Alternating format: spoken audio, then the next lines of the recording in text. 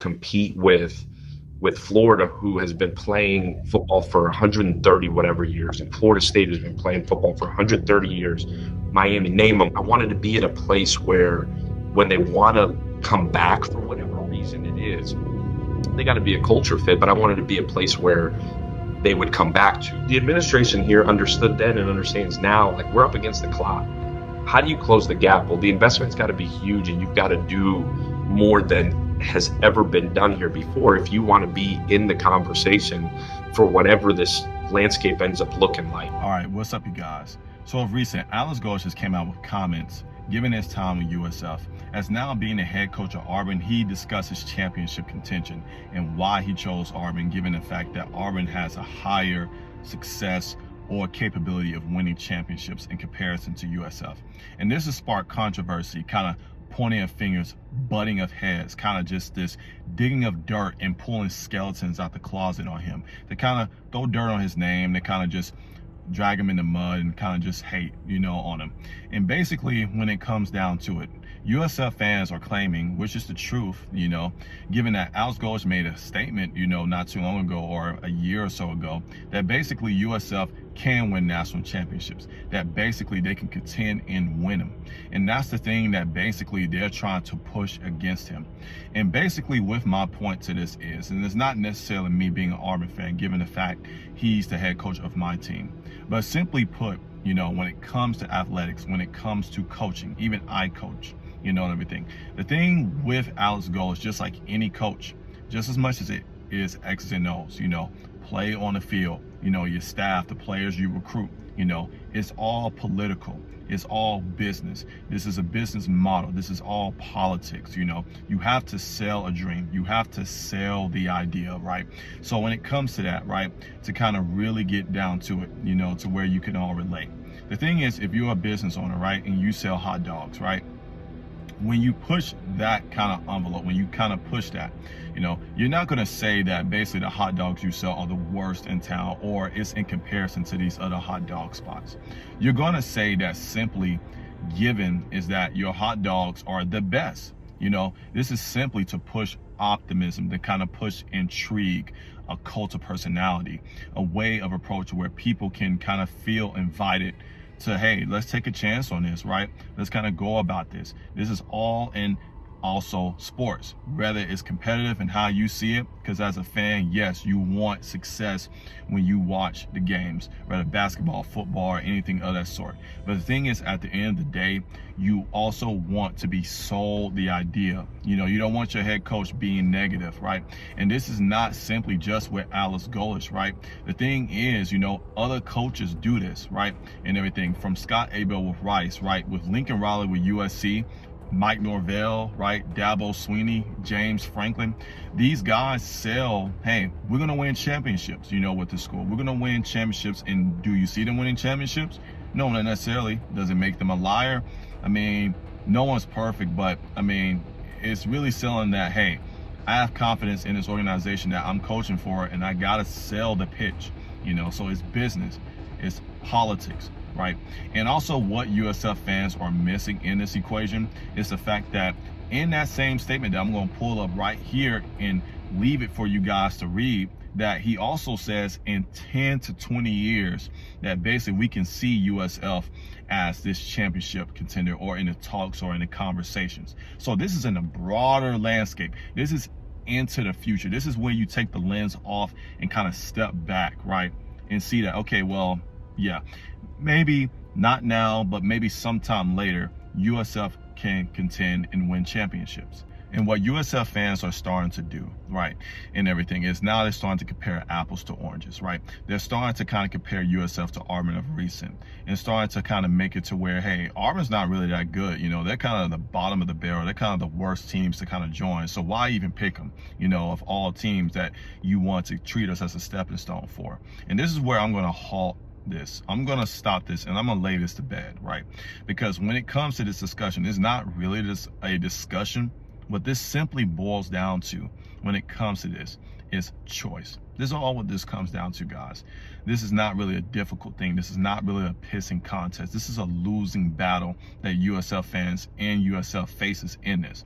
So what I want to do before I kind of go with this, with this kind of point that I'm trying to make further, is I want you to remove fandom. I want you to kind of remove this mindset of, Cinderella getting a glass slipper or Golsch turning blue, or basically this treasure chest hunt, or this collection of rubies. I want you to kind of remove this video game mindset, this Disney-like mindset. This is not basically a video game. This is not a cartoon. This is real life that we're facing in this. This is reality, guys, that I'm about to kind of push. Who would you rather choose when you kind of take the lens off with fandom, right? Who would you rather choose? Would you choose a team in this 26 years of play with 0 national championships, 0 conference championships, with a 52% winning percentage in that run, with players to bolster that foundation of guys like Quentin Flowers, Matt Grove, Jason Pierre-Paul, and Andre Hall, right? Or would you choose, a organization or a team with 130 years of play, with a 62% winning percentage in its time, with more room for error, with 2 national championships, right? 15 conference championships, with players to bolster that organization, and guys like Cam Newton, right? Tracy Rocker, Bo Jackson, Carnell Williams, Pat Sullivan, Terry Beasley, the list kind of goes on in that dynamic, and everything. So what I'm trying to make a point of is simply that you're battling history. As much as you're trying to contest the past, or you're trying to contest the present, I may say, you're battling the past in this equation, when you're looking at this model. And you're going to lose because you don't have enough. You don't have enough time put in. And this is why I started the video with Alex Golesh basically going off and saying that, hey, when it comes to competition and recruiting and all this, that we're contesting against Florida State and Florida with more time put in, with just a bevy amount of opportunities and resources that they built over time compared to us that don't really have as much, and everything. So you're going to lose that battle every single time, guys. It's just plain and simple.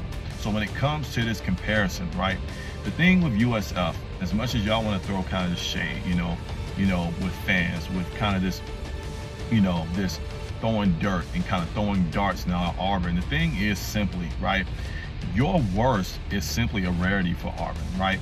And your best simply is mediocrity for Auburn. That's just plain and simple. That's just kind of the name of the game right now. Because when Auburn is going 5-7, that's what you guys are used to. But Auburn is firing coaches. You guys are keeping them. This is kind of the dynamic that you guys got to understand.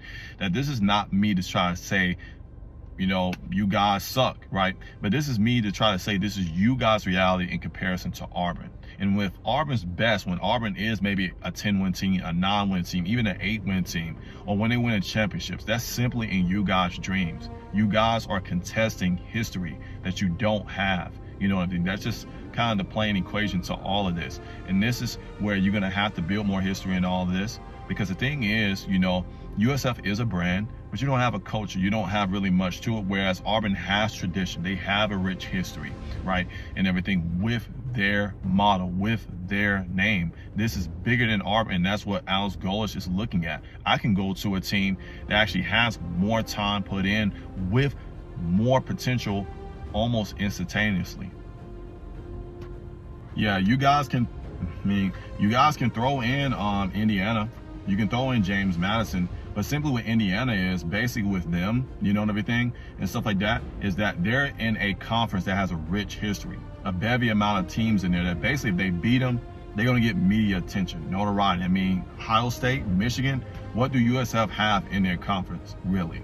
The thing is simply when it comes to that, you can throw Indiana, but simply with that, they're in a better conference. And then if you throw in James Madison, which a lot of people would try to throw in, it's the fact, with that, they did get the luck of the draw, simply in saying that, hey, with the CFP now, and us expanding that basically we can have more teams in it, and everything, that is going to be a group of 5 team in there. They won their conference, and they were second nationally. When you look at the numbers, they were second nationally in total defense and in rushing defense. And like I said, they went 12-1, and everything. Whereas with you guys can't finish the deal.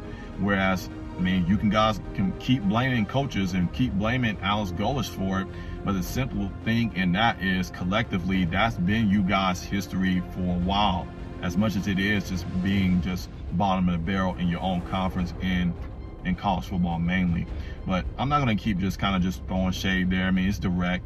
But the thing is with you guys' best year was 2007 and in 2016, I believe. In 2007, you beat Auburn. You beat this, everything. You beat West Virginia, everything, and went 6-0 to start, the season. And then you couldn't even finish the deal. And that season, 2007, was a disastrous year in college football mainly.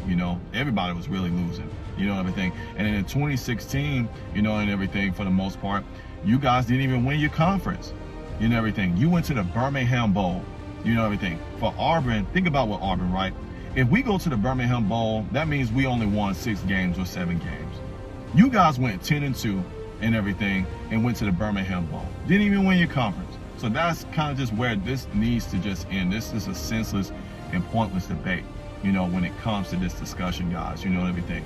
Because truly at the end of the day, what this boils down to is the fact that Alex Golesh, made USF. USF did not make Alex Golesh. So with that being said, you guys, God blessings and War Eagle. Golsch added that any rumors about potential offers to him are a sign that the Bulls are doing things the right way. But it's a credit to our players, it's a credit to our staff, it's a credit to this university that they've been able to put a product on the field that people are attracted to, people want to know what's going on here. And I'll take it in the form of people showing up Saturday night and cheering on for these guys that have earned the right to get that.